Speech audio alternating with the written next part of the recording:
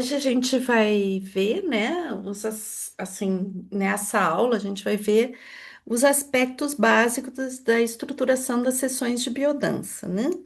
Então, ao longo dos nossos encontros, né, de tudo que a gente fez até agora, a gente muitas vezes viu alguns aspectos, né?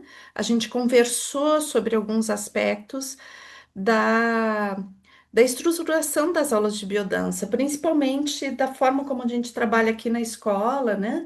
Que desde o início a gente já começa a fazer atividades de estruturação de aula, né?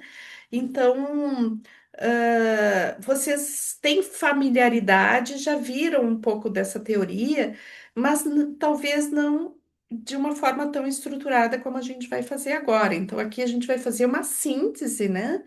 De como é que a gente trabalha numa sessão de biodança, o que, que são os requisitos básicos, né? Para a gente poder estruturar, em que contexto isso se aplica, né? Então, primeiro de tudo, o que a gente tem que perceber é o que, que é uma sessão de biodança, né?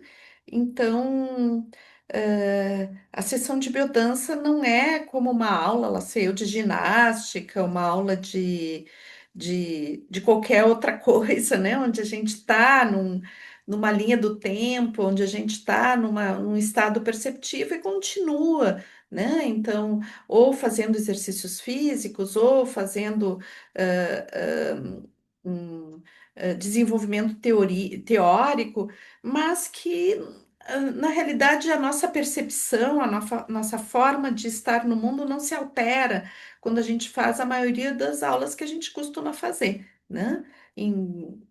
Lá sei eu, na universidade, na escola, ou quando a gente faz uma academia, né? De repente gera um bem-estar, pode gerar uma pequena alteração, quando a gente tem muita endorfina no sangue, né? Mas não é o objetivo, digamos, principal, né? E a biodança, ela trabalha justamente com essa alteração de percepção, né? Uma ampliação da percepção. Então, ah, hum, a gente parte do princípio que essa alteração, essa ampliação da percepção é uma necessidade humana, né?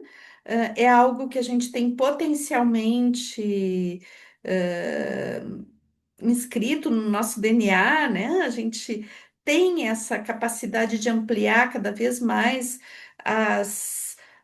a nossa forma de perceber o mundo e a própria percepção, os nossos cinco sentidos, eles podem se ampliar e trazer muita conexão com a totalidade, né? E a gente sabe, estudando ao longo de todo o percurso que a gente faz biodança e também através das nossas próprias vivências, né? A gente sabe que a estrutura da nossa cultura, da nossa sociedade, ela faz com que a gente não consiga perceber muitas coisas, né? Então, a estrutura da nossa cultura, a estrutura social que se desenvolveu ao longo desse período longuíssimo da nossa civilização, né? É uma estrutura que pouco a pouco foi cerceando a percepção que a gente tem de uma totalidade. E o Rolando, o criador da biodança, né, ele vai nos falar isso muito claramente quando ele fala de inconsciente luminoso, né? Porque o que que é o inconsciente luminoso? É justamente essa incapacidade de entrar nesse estado de percepção, de harmonia, de conexão com a vida pulsante, o aspecto místico, o aspecto inexplicável da vida, né? Então, segundo o Rolando, todos nós nascemos com potencial para esse nível de conexão, uma conexão transcendente, uma conexão que vai se ampliando cada vez mais. E a própria sociedade, a própria forma como a gente estrutura a educação, as relações humanas, vai constituindo um limitador em vez de um ampliador dessa consciência. Então, a biodança ela passa a ser um ritual, né, de encontro, de celebração da vida, onde a gente desenvolve uma metodologia justamente para resgatar essa ampliação.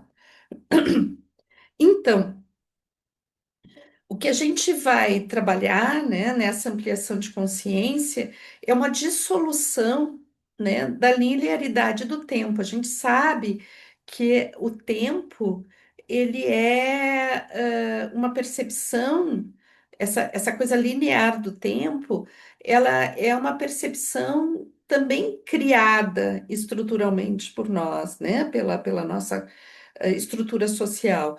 Então, o que que acontece normalmente dentro dessa estrutura? A gente ou está numa nostalgia do passado, né? Tá lembrando de coisas que aconteceram no passado, ou a gente está se projetando no futuro. O que que a gente tem que fazer daqui a pouquinho, ou planejando nossas ações futuras. Isso não é ruim, né, pessoal? A memória e também a projeção para o futuro são condições super importantes para a gente poder preservar nossa identidade e também para planificar o que a gente vai fazer no futuro.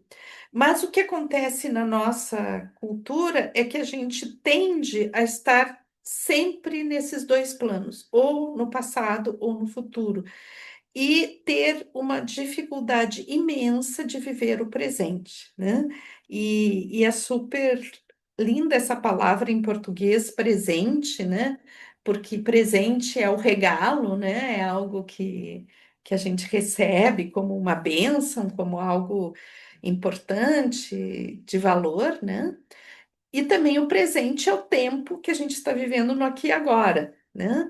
Então, essa coincidência dessas duas formas de ver essa mesma palavra, eu acho que elas falam de algo muito bonito, né? Que é viver o presente é o presente, né? Ou seja, quando a gente vive o presente, né? Algo muito importante acontece, é algo que nos conecta profundamente com a nossa emoção. E quando a gente vive o presente, o tempo, né, esse tempo cronológico, ele se desfaz, né? Ele se dissolve. Então, um minuto pode durar uma eternidade e uma hora pode durar um segundo, né? Então, existe uma alteração na percepção do tempo, né? Se a gente contar no relógio, uma hora vai ser uma hora, né? Mas a percepção desse tempo, ela se altera. Então, por exemplo, quando a gente está numa vivência de biodança, pode ser que a gente tenha a sensação de que, nossa, já acabou, né? Acabou. Então, ah, essa percepção de que essa uma hora e meia da sessão de biodança foi super rápida, né? Ou também a gente pode ter a sensação que a gente está um tempão, na realidade é uma hora e meia também. É claro que sempre quando a gente vive intensamente algo, tem essa sensação, ou que foi muito rápido, né? Ou que foi, nossa, já passou o tempo, ou que o tempo se alarga, né? Então, é uma característica de quando a gente vive o presente, independente se é uma sessão de biodança ou algo intenso que a gente está vivendo, existe essa alteração no tempo. E essa alteração no tempo a gente chama de tempo mítico, né? É um tempo sem tempo, um tempo onde não existe essas limitações que são postas pelo relógio, né? Então,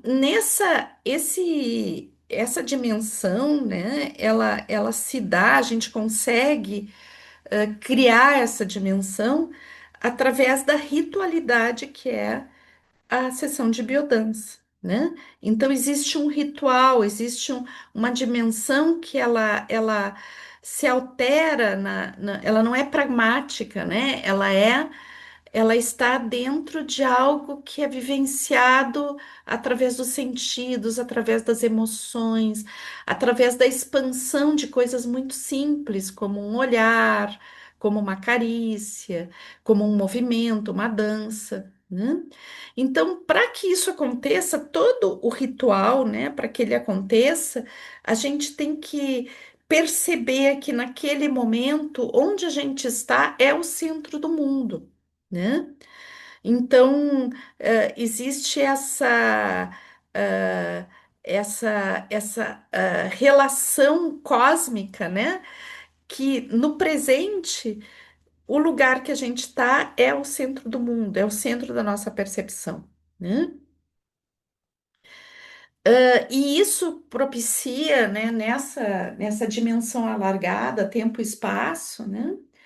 Então, isso propicia que a gente viva naquele espaço protegido, naquela dimensão temporal e espacial, coisas que a gente não vive normalmente na nossa linha do tempo, né? E esse estímulo a esses aspectos que a gente não vive normalmente na nossa linha temporal, isso faz com que se desperte potenciais genéticos, né? E isso faz com que se altere a nossa percepção e estimule os nossos potenciais de uma forma diferenciada. E por isso, né, a sessão de biodança, ela rompe aquele equilíbrio homeostático que a gente tinha de uma forma de viver para dar um salto, né? Um salto que a gente chama de transtase. Isso faz com que exista uma transmutação em vários aspectos da nossa existência. A sessão de biodança é um lugar onde a gente descobre potenciais adormecidos, né? A gente descobre que a gente pode coisas que a gente não sabia que podia, como e que estão dentro das linhas de vivência, né? Então, como é o nosso potencial criativo, a nossa relação de prazer com o mundo, a nossa possibilidade de empatia, de afeto, de solidariedade, a nossa dimensão de superação de dimensões egóicas para entrar em estados de maior conexão com a natureza e com a totalidade. Né? Então, e nesses aspectos, né, a gente vai ter. É importante dentro da biodança, né, quando a gente vai fazer biodança, um aspecto super importante, quando a gente vai montar o nosso trabalho de biodança, é entender a necessidade que a gente vai ter de uma progressividade nesse trabalho. Né? Então, o trabalho de biodança, gente, não é um trabalho forte, né? No sentido de que ele tenha que ser super potente de início. Ele sempre vai ser potente dentro das possibilidades de cada pessoa. Então, a gente vai indo do simples para o mais sofisticado sempre, e a gente vai começar com o simples, né? Então, como os códigos que a gente vai trabalhar são códigos muito simples, mas que muitas vezes as pessoas não estão habituadas, a gente tem que iniciar progressivamente. E daí, essa revelação desses códigos se faz em um processo que é iniciático. O ideal, né? O ideal, quando eu comecei a fazer biodança, existiam cursos de iniciação à biodança. Né? Se dentro da perspectiva dos locais onde vocês vão trabalhar e das cidades, eu sei que tem muitas pessoas que moram aqui em cidades que não têm biodança ainda, né? Se é possível fazer cursos de iniciação de biodança, eu fiz em Porto Alegre na década dos anos 80, né, do século passado. Então, nessa época tinha pouquíssimos grupos de biodança e era possível sempre fazer cursos de iniciação de biodança, né, onde se iniciava com a teoria básica e os exercícios básicos, e era muito legal. tá? Porque era muito progressivo e as pessoas entendiam perfeitamente o que era biodança, né? Então existia essa progressividade na entrada desses códigos, que são os códigos de biodança, né? Que códigos são esses? É uma coisa super estranha? Não, não é super estranho, mas é diferente para as pessoas que estão acostumadas, né? Dentro do nosso, da forma como nos organizamos socialmente a desconfiar do contato, a desconfiar do contato do olhar, a desconfiar de entrar em relação com o outro, né? Então, na nossa estrutura social, que é muito individualista, muito bélica, os códigos da biodança são códigos estranhos, né? Então a gente tem que aos poucos resgatar isso que seria muito natural em uma sociedade mais saudável, né? Que é essa relação empática com o outro, essa relação em feedback com o outro, essa relação empática, né? Que a gente e a relação de cuidado consigo e com os demais, né? Tudo isso são códigos que a gente vai introduzindo aos pouquinhos, não de forma racional, porque de forma racional na nossa cultura, a gente tem como pensar a respeito disso, mas muitas vezes a gente não tem como viver isso, né? E a biodança traz uma metodologia que nos ensina a viver essas questões, introduzir essas questões que têm a ver com ética, que têm a ver com cuidado pela vida, de uma forma vivencial, né? Então, que pode parecer estranho inicialmente, mas que a gente vai introduzindo pouco a pouco, né? Então, dentro da nossa estrutura de trabalho em biodança, né?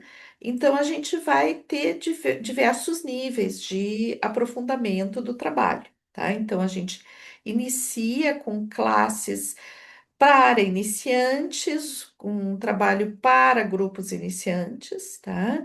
E vai aos pouquinhos aprofundando o trabalho, né? Então, depois que a gente vai, que as pessoas já estão com preparo motor, né? Importante, já estão mais estruturadas em nível motor, depois que elas já estão com esses códigos de relação com o outro mais estruturados, né? Onde elas podem estabelecer relações em feedback, não ver o outro como um objeto, né? Mas ver o outro como um outro ser humano ao qual eu me relaciono, essa dança da vida com o outro, né? Esses códigos básicos de relacionamento, a gente já trabalhou isso, né, de uma forma suficiente. Daí a gente vai entrando em exercícios mais profundos. Em geral, esses exercícios têm base arquetípica, né? E não que os exercícios para iniciantes não tenham, né? Mas daí a gente vai fazer danças que tenham a ver já com, vamos estruturando para entrar mais profundamente em danças que tenham um significado mais profundo no sentido existencial, né? E geralmente são danças que têm base arquetípica. Né? E depois que a gente trabalha um tempo nesse aprofundamento, então as pessoas estão cada vez mais integradas em nível motor, a gente já vê modificações em nível existencial, né, que se concretizam na relação dessas pessoas com o mundo. Os nossos grupos já estão bem integrados, né? Nós, como facilitadores, também já temos mais domínio, porque é importante, né, principalmente para quem está começando a dar classes de biodança, né? Então, às vezes a gente já quer começar com exercícios fortes, mas nem o grupo está preparado e nem a gente está preparado, né? Para entender a profundidade daquele exercício, para dar uma condição metafórica a esse exercício, né? Às vezes a gente quer começar já com um trabalho super profundo, rompendo etapas, tanto dos nossos participantes como nossas mesmas também, né? Então, daí a gente vai trabalhar um tempo com aprofundamento, né? Fazendo trabalhos mais profundos, trabalhando cada vez mais níveis de integração, né?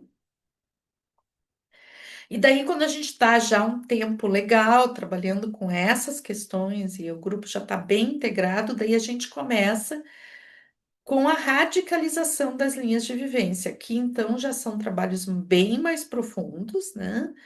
E que eles têm por característica gerar processos de transtase super potentes, né? Então, aqui a gente tem exercícios que são que fazem rupturas, né? Que fazem transtases. Eles estão ligados a processos bem fortes, né? Como é o caso do projeto Minotauro, que a gente vai trabalhar esse ano, né? O Árvore dos Desejos, a biodança e os quatro elementos, né? Então, todos os trabalhos que têm a ver com desafios, onde a gente vai colocar uma pessoa no centro e aquela pessoa vai ser auxiliada por todo o grupo para fazer um processo de transtase, esses são radicalizações de linha de vivência. Depois a gente tem algumas outras radicalizações também que envolvem estados de transe muito profundos ou de êxtase criativo também, que são, por exemplo, a biodança em argila, a biodança em voz, biodança aquática, né? Que são já que vão ter exercícios que extrapolam aquela dimensão cotidiana da biodança para entrar em processos que envolvem um transe profundo, né? Estados de transe bem profundo e todas as modificações que vêm a partir desses estados vivenciais. Então, vocês observem que isso é um nível de progressivo de entrada no trabalho e que também para vocês, como facilitadores, tem que ser progressivo, né? Então, não adianta nada a gente ter lá dentro de um grupo iniciante um exercício do projeto Minotauro. Por que que não adianta nada? Porque, primeiro, pode ser que as pessoas não estejam preparadas para o nível motor da dança, tá? Mesmo danças arquetípicas que envolvem movimentos mais sofisticados, pode ser que a pessoa não esteja preparada em nível motor. E isso, ao invés de gerar uma alegria pela capacidade de superação de certos limites, né, vai gerar uma frustração. Porque a pessoa vai ver o facilitador conseguir fazer e alguns colegas conseguirem fazer e não vai conseguir fazer. Tá? Então, o nosso objetivo é ajudar a pessoa a ampliar o seu processo e não causar uma frustração por comparação. Tá? Então, isso é a primeira coisa. E segundo, pode ser que metodologicamente a gente não esteja preparado para entender a dimensão que a gente está mexendo a estrutura interna, né, dos participantes. Então, às vezes, a gente quer lá ser o surpreender, quer testar os nossos próprios limites, fazendo exercícios super fortes, né?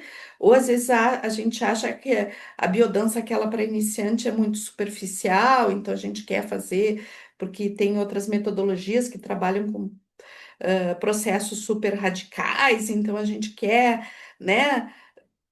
Quebrar coraças e fazer trabalhos super fortes, né? E sem entender que a força da biodança é a progressividade, tá? Então não adianta nada a pessoa vir uma vez num curso, né? E fazer vivências super fortes sem estar preparada para isso, né? E nunca mais voltar na biodança.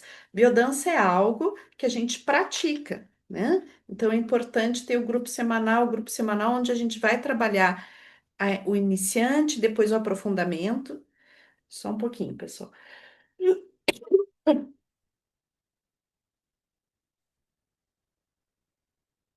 E para finalmente poder entrar em radicalização de linhas de vivência, que a gente faz geralmente fora dos grupos semanais, já em processos de trabalho de final de semana, com o nosso grupo, tá? Então, quando finalmente a gente estiver trabalhando com radicalização de linha de vivência, é importante que vocês façam os primeiros trabalhos de radicalização das linhas de vivência com as pessoas que vocês conheçam, que já fizeram todo esse processo com vocês, tá? para, num segundo momento, quando vocês tiverem muita experiência em biodança, daí vocês poderem recebê-la, ser pessoas que fazem biodança com outras pessoas, tá? Inicialmente, é importante que vocês trabalhem, né, nesses processos com pessoas que vocês já conhecem, que já fizeram todo esse processo junto, tá? Porque daí não tem uma surpresa de repente a pessoa ter algum núcleo ali que é de desintegração e vocês não sabem, tá? Então, inicialmente é importante que vocês, principalmente quando não tem muita experiência, que vocês trabalhem com, ah, com essa progressividade e quando chegarem na radicalização, seja com pessoas conhecidas, tá? Mas isso aqui é um processo longo, tá? É um processo seu. Se vocês têm conseguem manter um grupo semanal por 2, 3 anos, né? A radicalização chega aí no final do segundo ano para o terceiro, tá? É longo, né? Mas não é tão longo assim também, né? Quem está finalizando aí a escola sabe que como passa rápido esse tempo também. Então, o que que a gente, como o nosso foco, né, é o iniciante, depois nas outras metodologias a gente vai ver um pouquinho essa progressividade, né, mas vamos dar um foco especial nas sessões para iniciantes, então, sessões que têm que ser alegres, suaves, né, a questão da brincadeira, do divertir-se, né, é muito importante nesse momento, né? Então, é o prazer de estar junto, é resgatar essa capacidade de brincar que muitas pessoas perdem ao longo da sua vida adulta, né? Então, é introduzir ao contato, né? O contato, as carícias, né? Então, trabalhar esse contato de uma forma muito progressiva e sutil, né? E dar ênfase, principalmente nas linhas de vitalidade, criatividade e afetividade, que são linhas que socialmente elas têm menos preconceitos, né? Então, a linha da sexualidade a gente pode introduzir através de a partir da afetividade, né? Introduzir algumas nuances mais sensuais, né? À medida que o trabalho for progressivamente se desenvolvendo, né? E a linha da transcendência, ela vai se ampliando à medida que as outras linhas se estejam integradas, tá? Então, é importante como a biodança trabalha com esse pressuposto de que a transcendência não é transcender ao corpo, mas sim é a integração em um nível profundo, e a corporeidade é importantíssima nisso, né? Então, na realidade, a transcendência é um resultado dessa integração, né? Dessa integração profunda. E daí, se a gente vai falar em níveis de integração, a primeira integração, né, que a gente vai trabalhar é a integração motora. Ou seja, a gente tem que trabalhar bastante nessas brincadeiras, o sinergismo, o ritmo, né, e introduzindo aos pouquinhos as danças mais melódicas. Então, a integração motora, o tônus muscular, né, é bem importante nesse primeiro momento a gente trabalhar esses aspectos, né? Da estrutura da sessão, né? ah, a gente vai trabalhar com uma introdução teórica, sempre quando a gente tem trabalhos com iniciantes, é importante a gente ir aos pouquinhos fazer uma introdução teórica. O que é essa introdução teórica? Inicia, né? Obviamente, na primeira aula, a gente tem que dizer o que é a biodança, contar um pouquinho da história da biodança, e à medida que a gente vai ampliando esse trabalho, por exemplo, se a gente está num grupo semanal, então vai desenvolvendo, né? A gente pode ir falando das linhas de vivência, falando do princípio biocêntrico, falando dos níveis de inconsciência, do inconsciente na biodança, né? Então a gente vai tratando questões teóricas, não tudo de uma vez só, tá? Mas vai introduzindo os temas pouco a pouco, tá? E daí, então, a gente vai induzir as primeiras vivências, né? Também a gente vai abrindo espaço, né, à medida que a gente vai progredindo no trabalho para uma atividade verbal, onde que a gente faz sempre no início, lembrem disso, né? Jamais a gente faz uma intimidade verbal depois da sessão, tá? A gente faz no início da sessão, então a gente vai estar, por exemplo, se o grupo é novo, nunca se reuniu, então a gente faz uma pequena apresentação onde cada um pode falar o nome, e, em poucas palavras, dizer a motivação de estar ali, né? E depois a gente faz uma pequena introdução teórica. Progredindo o trabalho, ele indo adiante, né? Então a gente pode iniciar sempre perguntando para o grupo se querem colocar alguma coisa de como se sentiram na última sessão, tá? Se é um grupo semanal. Então, na semana passada, quem quer colocar um pouquinho como é que se sentiu, como é que foi a semana, sempre de uma forma sintética, né? Não assim tomando todo o tempo do grupo, né? E também que seja algo que a gente não nos cabe interpretar aquilo que a pessoa diz, tá? Então, não é fazer uma análise ou dar conselho, é uma escuta ativa, uma escuta empática, né, daquilo que as pessoas dizem, tá? E tem que cuidar muito nesse momento também, que não é o momento de um aluno dar um feedback desqualificante ou comparativo para outro aluno, ou mesmo para o facilitador. Então, a gente tem que regular essa, essa questão verbal, né? Para que as pessoas possam ah, não entrar em processos de desqualificação ou de agressividade em nível verbal também. Tá? Então, a escuta tem que ser ativa, as pessoas todas olhando para quem tá falando, tá? E haver uma escuta, pode ter algum feedback? Sim, pode ter, pode ser, vocês como facilitadores podem dizer algo que aquela fala inspira, por exemplo, dar uma conotação teórica a respeito daquilo que foi colocado, mas sempre com muita delicadeza, tá? Para não gerar um mal-estar naquela pessoa, que ela se sentir interpretada ou se sentir julgada, tá? E também pode dar, pode algum participante dizer, olha, eu me senti parecido, né? E daí se conversa, mas sempre uma conversa assim que é muito respeitosa e muito qualificante no sentido não de adulação, tá? Que são duas coisas diferentes, né?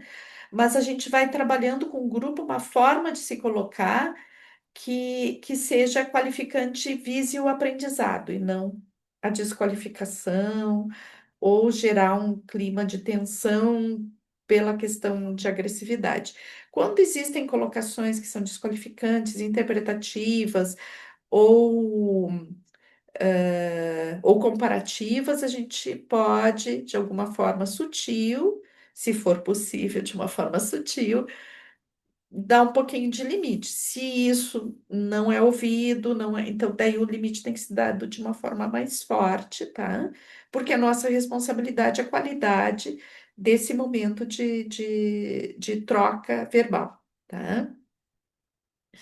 Bom, sobre o tempo, né? Então, essa introdução e as vivências, né? Eu considero assim que em, em quase todos os contextos, né? Mesmo em trabalhos de final de semana, né? As sessões, todo esse contexto deve durar no máximo 3 horas, tá? Se a gente está num trabalho de radicalização de linha de vivência, isso pode durar um pouquinho mais, mas não exceder muito, porque é o tempo orgânico, né, pessoal? As pessoas precisam ir no banheiro, precisam comer, não dá para a gente fazer sessões imensas que não acabam nunca, tá? Então, 3 horas é um tempo limite. ah, e quando digamos, é a parte teórica, e depois, ou intimidade verbal e as vivências, a gente pode fazer um pequeno intervalo de 15 minutos, meia hora no máximo, no meio, e isso deve estar dentro das 3 horas, tá? E depois a vivência, pode ser 2 horas, 1 hora e meia, né? Como tempo vivencial, a não ser que a gente tenha realmente processos de radicalização de linha de vivência, que aí pode ser que a gente tenha vivências mais longas, mas, por favor, não exceder a 3 horas, né? Ou se exceder muito pouco, e só nesses casos, tá? A gente vai ter mais ou menos 1 hora e meia, 2 horas de vivência, tá? Que é o tempo legal para fazer uma curva fisiológica. E daí, fora esse 1 hora e meia, 2 horas de vivência, a gente vai ter essa intimidade verbal, que depende do tempo que a gente tem disponível, aí vai ser maior ou menor, tá? Também os tempos assim que são importantes e que às vezes a gente tem, às vezes a gente não tem, né? O tempo de chegada, por exemplo, se eu tenho 3 horas, eu posso dar 15 minutos para as pessoas chegarem, conversarem um pouco, se abraçarem, né? Se eu tenho 3 horas, eu posso até dar no máximo meia hora de intervalo, servir um cafezinho, uma coisa de socialização, né? Quando eu tenho só 2 horas, isso tudo se altera, né? Então, eu vou ter, ela ser o que começar exatamente no horário, né? E vou ter, ela ser no máximo 15 minutos de intervalo, no máximo dos máximos, né? E aí não tem cafezinho, não tem nada no meio, né? E daí eu vou ter de meia hora a 40 minutos de intimidade verbal, tá? Então, eu particularmente, Mirtes, eu gosto quando eu tenho 3 horas para trabalhar, que daí fica muito mais simples, tá? Mas eu sei que atualmente, pela questão principalmente das estruturas de sala que a gente aluga e tudo, é difícil ter 3 horas, tá? Seria o ideal, né? Às vezes também o que acontece, o que eu percebo nos últimos anos é também que os grupos, as pessoas não querem ficar 3 horas, né? Querem que seja mais rápido. Quanto mais rápido, melhor. Parece que as pessoas querem se livrar logo, né? Tem que fazer biodança toda semana, então tem que ser rapidinho. Eu quero voltar para casa rapidinho, eu quero, né? Então, não era uma condição que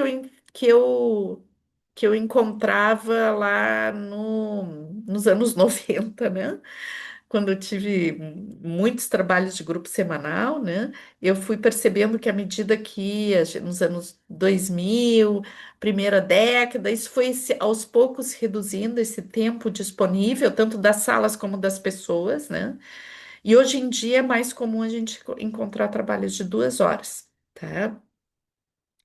Mas se vocês conseguirem tempo de vocês, tempo de sala e tempo das pessoas para 3 horas, eu acho que é onde a gente pode fazer um trabalho com mais tranquilidade e desenvolvendo mais profundamente, né? Bom, os exercícios, né? Então, quais são esses exercícios iniciais? Primeira coisa que a gente tem que pensar é a integração motora, tá? Então, é um nível básico, se as pessoas não têm um nível básico de integração motora, elas não conseguem fazer as outras danças, então a gente tem que trabalhar aspectos como a motricidade, o ritmo, a o equilíbrio, o tônus muscular, isso tudo a gente vai trabalhar no início, né? Então, com exercícios muito simples, como caminhar, as sincronizações, né? Também a dissolução de coraças com segmentares, com brincadeiras, né? Então, a gente tem uma série de exercícios que servem para isso. Depois, um aspecto super importante que a gente tem, que aos poucos a gente tem que ir introduzindo, mas com exercícios básicos a gente introduz, é a integração afetivo-motora. Então, o que significa isso? Que no gesto a gente vai começar a trabalhar a expressividade das emoções, a expressividade em nível afetivo. Então, o gesto de caminhar juntos, né, as sincronizações, as caminhadas em pares já estão iniciando esse processo, né?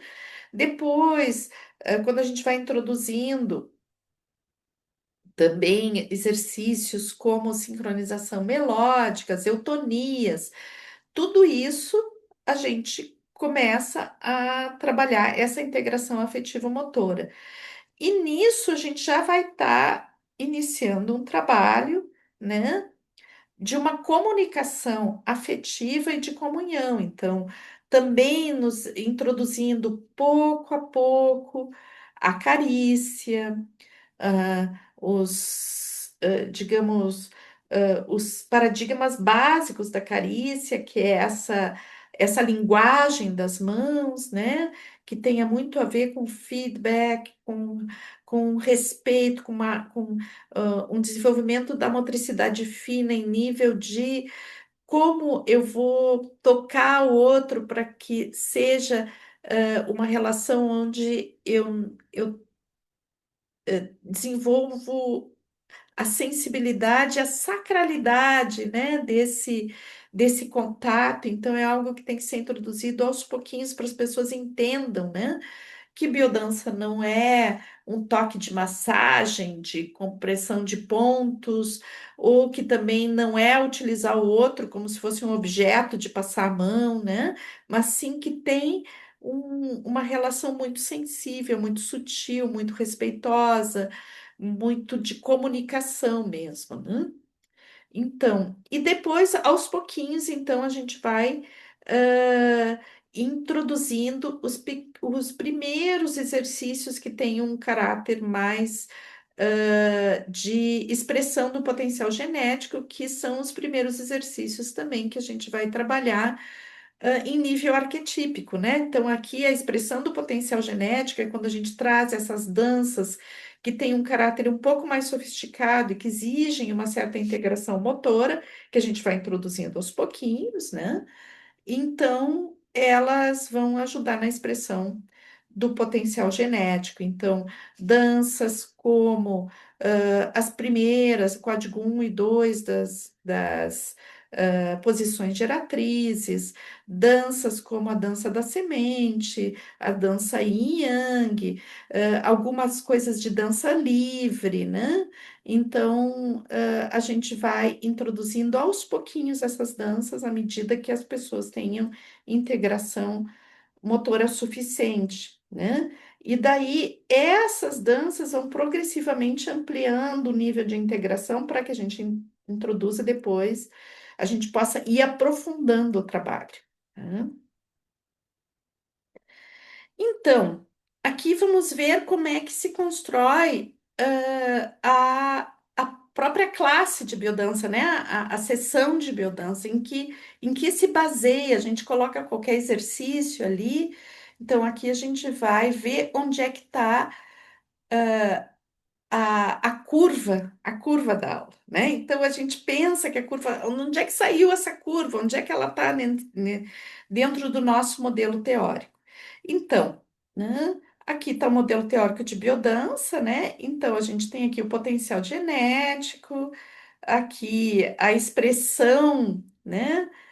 A partir dessa segunda espiral, a gente tem a expressão de um indivíduo, né? A gente já viu isso algumas vezes, né? Então, a gente vai entrar num detalhe do modelo teórico de biodança, né? Que é essa linha horizontal, né? Onde a gente tem, de um lado, a consciência aumentada e de outro, a regressão, né? Então, aqui a gente tem o potencial genético e a expressão das linhas de vivência, né? As 5 linhas de vivência, ou seja, vitalidade, sexualidade, criatividade, afetividade e transcendência, né? Observem que elas estão pulsando, né?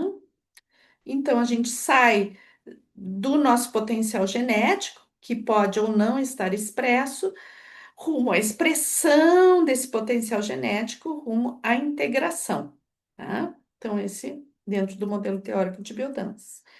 Então, o que que a gente vai fazer agora? Aqui, né? A gente tem as linhas de vivência pulsando. Né? Observem que essa pulsação, ela não é uma pulsação extrema, né? Então, não é que a gente vai lá em cima, depois lá embaixo. Elas estão pulsando entre consciência aumentada, elas fazem uma curva, vão para regressão, né? Então, o que que a gente vai fazer quando a gente monta uma aula de biodança? A gente vai deitar o modelo teórico, tá? Então, o que que a gente faz, né? A gente aqui tem as linhas de vivência, então a gente vai começar estimulando as linhas para a sua para uma consciência maior e depois a gente vai regredir e voltar. Então, aqui a gente vê as pulsações das linhas de vivência, mas a gente vai escolher uma das linhas como um centro do que a gente vai trabalhar na nossa classe, né? Da nossa aula, e depois vai trabalhar essa curva dentro dessa linha, mas o que a gente tem que entender que quando a gente trabalha em uma linha de vivência, as outras estão juntas. De alguma forma, a gente está trabalhando as outras linhas também. Então, vai ter uma linha central, né? E as outras linhas vêm junto. O que o Rolando nos dizia é que sempre, né? Se, por exemplo, a nossa ênfase da aula é uma linha que não seja afetividade, a linha da afetividade sempre tem que estar presente de uma forma muito forte em todas as sessões de biodança. Então, é como se a linha da afetividade fosse um polo central da organização da nossa classe, mesmo que a gente dê ênfase a outra linha, né? Eu aconselho quando a gente vai trabalhando os nossos grupos iniciantes, e progressivamente dando uma ênfase maior à afetividade, porque ela vai ser a linha de sustentação do nosso trabalho, por exemplo, para a integração do grupo, tá? Então, a integração do grupo não vai se dar na base da vitalidade ou na base da criatividade, que seriam as outras duas linhas que a gente vai dar ênfase para o grupo iniciante. O que vai fazer a integração do grupo é a linha da afetividade. E o que vai manter também, então ela tem que estar muito presente. Hum?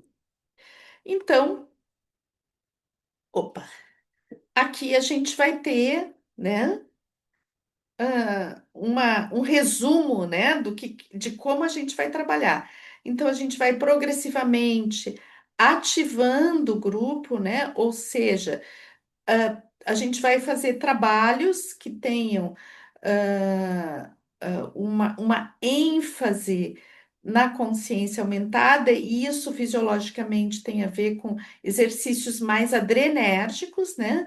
E aos pouquinhos a gente vai baixando essa curva para exercícios mais colinérgicos, né?